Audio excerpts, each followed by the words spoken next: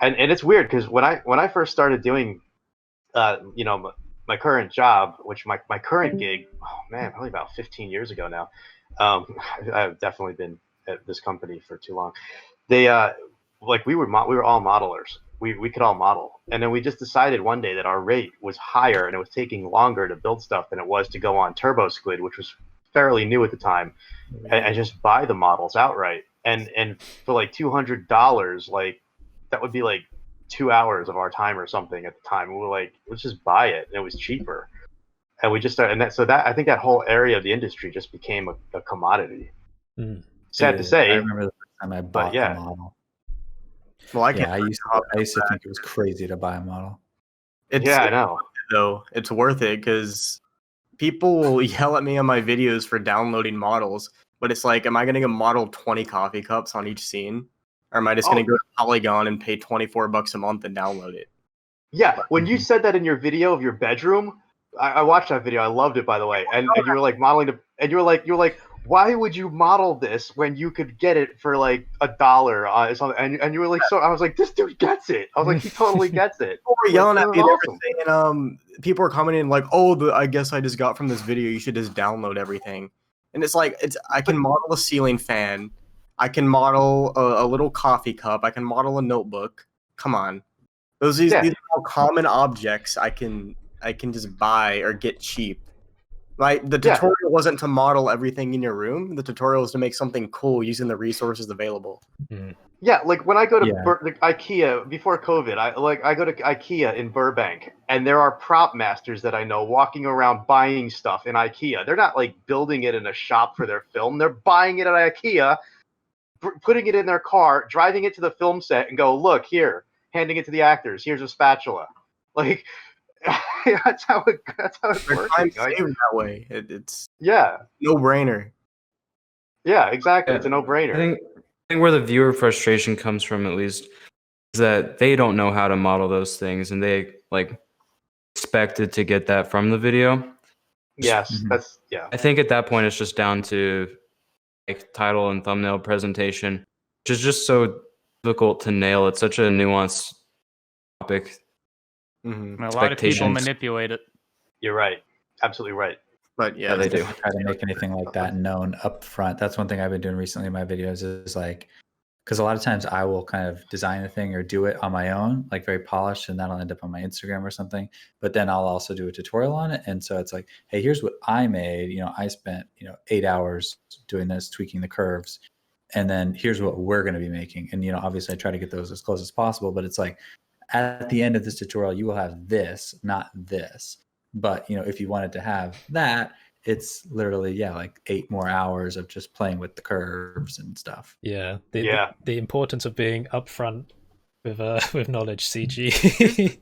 Okay, listen, that was a one-time thing. But listen, what about the Ian Hubert tutorials? Because he uses that to his like full advantage. I feel like he shows you all the methods, but then the gag is always at the end. He like takes it 1,000 levels higher. But they like it there. It's a bit confusing. Well, he's been promoting Dynamo. Yeah, go ahead. Yeah, I cannot wait for Dynamo. I'm so hyped. I think a lot of people that watch this are just like the general YouTube. I mean, those are playing into YouTube's algorithm like so well. I think because they're really fun to watch. I think for even someone not in Blender. So I don't think there's as much hate because of that. Because it's just they are. Yeah. The first one of his that I saw, I was like, this is genius. It's like everything that I wanted to do in my channel, like from the start. Like I started calling myself Blender Bits because I just wanted to be like short little videos that just like do. And I get away from myself because we all do, right? When you start talking about something, you get away from yourself in your videos, right? And he just nailed it. I'm like, oh my god. And then I quickly broke down like the first video, and I'm like, okay, if I did that way, I could get like 8 videos out a week. This is awesome. So I tried one, and then I got panned. I got destroyed, and I'm like, nope. And CG took it, and like I don't know, like at the same time, like mastermind figured out how to like manipulate it just enough. You were so smart in the way you did that. I was so like not smart. And you nailed it and made it work for you, and I'm like, I give. And now I'm drifting. Now I'm back to like 4 to 5 minute average video length. Which is fine. But that's what okay. Yeah. You're like, and I say this the best way. You're like Madonna. Like Madonna has consistently, not that you're Madonna, obviously, I but am like, Madonna. okay, you're Madonna, Okay. but she has been able to like recreate, or you know what? Better yet, you're like Spinal Tap. Like you guys ever see the movie This Is Spinal Tap? Like they reinvent themselves like every decade, like the Bee Gees did. Like every decade, like, oh, we're disco now we're heavy metal, now we're hip hop or whatever, and like, but it works. That's true. Like, I feel like that's my style. Changing styles is the style. And it works. Like that's how you stay relevant. Yeah. Like, Matt, I'm so careful. I'm so careful when presenting new types of content now. Like I was really cautious about the discussion things that we said, but that one turned out well. My God, I was really nervous about that rap response. So I surrounded it. Yeah, what if I came back with a diss? Yeah, well, scary stuff. I made sure, like, okay, I need to tell people that this is not like a normal thing, so don't be disappointed that it's not tutorial. So I did that at the beginning, just let them know. And then at the end, I also put some discussion in at the end from Blender Nest when me and CG were talking about the troubles of presenting new ideas. So I thought that was like quite a meta conversation to put in the end. So I was like, okay, there we go. We've got a beginning and an end, present it. And I think that was safe enough, It depends how you structure your video. Like Curtis, you and I both have our personality is out more in person, but on videos we're like more seriously focused on our topics. Whereas like I have no problem acting goofy in real life around people I know, but then doing something outlandish on my channel, I'm kind of nervous to do because it doesn't fit with my character. You know what I mean? Yeah, I agree. Sometimes I try and throw in a bit of comedy. Sometimes I make it a little bit deadpan, but I don't do much of it. And there's also like Blender and all these subjects that I talk about is only a very like small like avenue of my interests, and there's so much that just wouldn't fit on the channel yet. So I'm guessing in the future I'll try and nudge there a bit. I don't ever want to abandon Blender because it's such a creative outlet for me. Maybe I feel like I'd be able to pull in people from other communities for a certain type of content and get them interested in the sort of technical stuff as well. But I don't know. The ultimate goal, I think, as you're saying a bit, Josh, for me is to get more of the personality out alongside the work, which was always super difficult during the first year.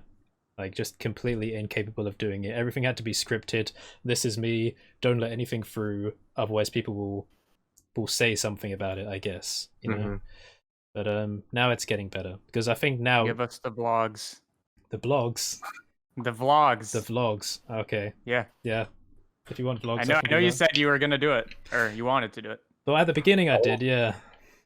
Maybe I'll do it when I'm traveling around.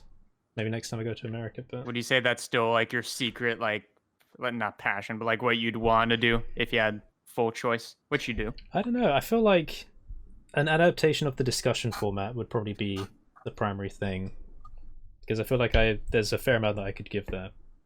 But yeah, but I don't want anyone to ever think that I'm abandoning, the Blender community. This is why it's been difficult and why I haven't. Like, I know some other people, you've done it recently, Josh, actually doing a video saying this is how things are, changing. I've never done that, I don't think. Although I've done like an end of year video after my first year on YouTube where I was like, I've realized, some things. But I've never said, okay, this is ending here, this is what's starting, and all that. Because I've always tried to make it as organic a change as possible. I think the subscribers figure it out. I've never the only thing that's really changed about mine is, I started off thinking like, oh, everything needs to be by the book, exact, like facts only. And that just kind of faded away. And then similarly, when I made my channel, I thought I want all my videos to be under 15 minutes because that's what I enjoyed watching. But then I realized people really do enjoy the longer ones. And now like all my videos, even if I don't want them to be, just end up being like a freaking hour long. And, I kind of, in the video, I kind of joke about it. I talk like, oh, this is going to be another hour tutorial. Like, let me know in the comments if that bothers you. And, it's overwhelmingly positive where people are like, no, like, look, we like that. Like, we come to your channel for that. And then other channels for other things. And I think, like, similarly, like if you thought you were going to be switching up your type of content, then there's going to be some subscribers that were there for one thing in particular that might fade away. But at the same time, you'll bring in a whole new wave of interest about, those new topics. Yeah, I would say as well about that subject. Like I said to my mum after I put the wrap out, I was like, look, this is weird. like I expect to see some subscribers drop, because I'll see that pop up in their sub feed and they'll be like, nope, I'm out of here.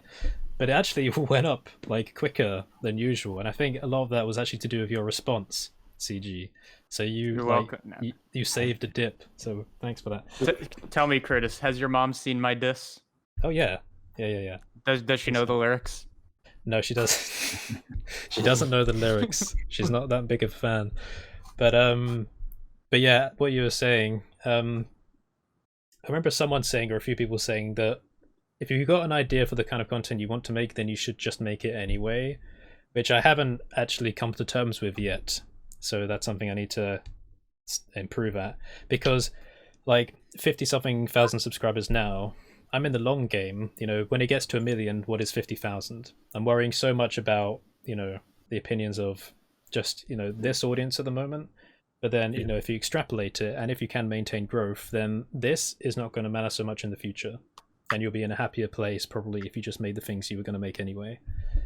So yeah, food for thought. Yeah, I think like the honesty and the passion and just genuine interest in like the person producing the content is always going to be more important than the content itself. Like, so if you're continuously trying to cater to 50,000 subscribers and then 100,000, 120,000, then you're just going to get lost in this mush of like trying to figure out what they're interested in, when realistically, you know, I think the core and the easiest thing to maintain is just your own interests and making sure it's something that, you know, you're getting out of it. Yeah. Yeah, it seems like Daniel, you hit a thread on that redesigning desktop icons or something, and it's just like, man, whoa! Like I think you hit the graphic designers, because like the graphic designers are a way larger audience than the Blender designers or Blender people will ever be, and like, man, like I don't know, those videos just took off. That's genius, man. I don't know if you meant to do that or just happened. Bizarre. But whoa. There's a story. It was like, I have no idea. I honestly have no idea. I didn't have a video for the week. I made that first one. I threw that together in about 2 hours. I'm like, what's something that has like a little bit of general appeal I can do in 3D? And that was what I did. Now it's up at like 600,000 views. Wow. Yeah, it's gonna hit 1 million. Like I think you hit the designer community. I had no idea how many. It's general. It's general. I feel like you know those guys that are in Africa, like building these like underground huts or whatever. Yeah, those dudes are awesome. Yeah, I think that's what I am to these 600,000 people. Wow. I think that's what's going on, because just based on like comment feedback. I think it's incredible. A lot of people can just watch and not necessarily need to follow along, so it reaches outside the Blender community. And like similarly, like how many people are building those huts? Like, yeah, sure, you could follow that as a tutorial and like try to go make your own, but people, it's just they're curious like how it's done. And like, I mean, as a kid, before I ever used 3D software, I was always interested in like the behind the scenes, like how the dinosaurs in Jurassic Park were made, and it's just like fascinating to see that.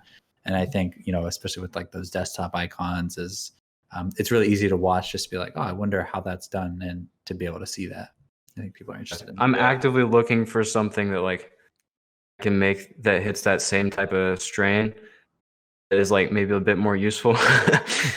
Like, no, it'll fail miserably if you try to replicate. You get like 10,000 views, but just wake up in the morning, make a video again, and that's the one that'll. Yeah, I suppose you're right. Yeah, that's like, I'm just gonna vomit on YouTube from now on. Like, that's it. Yeah, that's a good move. I would recommend. Daniel, you're the one who did 3D Wars, right? Yeah. Is that format dead? It's alive. I'm willing to keep doing it. It just takes so long to edit. I'm just saying. Yeah, just that was so much fun. Long to edit, and like, yeah, community response was like, I think I just got to figure out a way to follow that correctly. But it's fun. It just takes a really long time. You made that big bracket. I was like, oh gosh, he's signing up for this.